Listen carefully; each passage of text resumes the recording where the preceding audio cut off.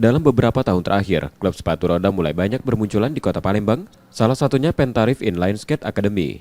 Klub yang baru mulai berdiri pada tahun 2023 kemarin, saat ini sudah menampung sekitar 30 orang atlet sepatu roda muda potensial dari kota Palembang.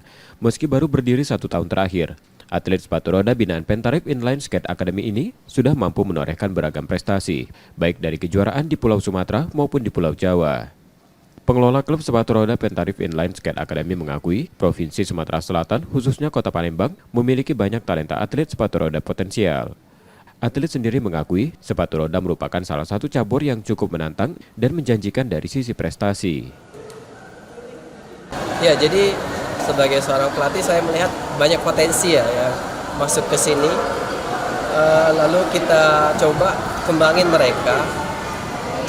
Apakah mereka sangat-sangat antusias atau tidak. Lalu ada beberapa yang memang sangat-sangat semangat. Jadi waktu baru mulai langsung juara. Kalau pertama sih karena memang orang tua suka olahraga kan.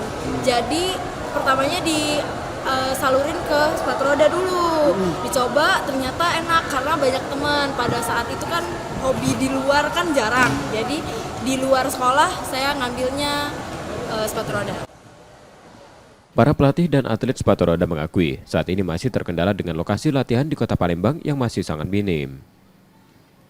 Nur Muhammad, Kompas TV, Palembang, Sumatera Selatan.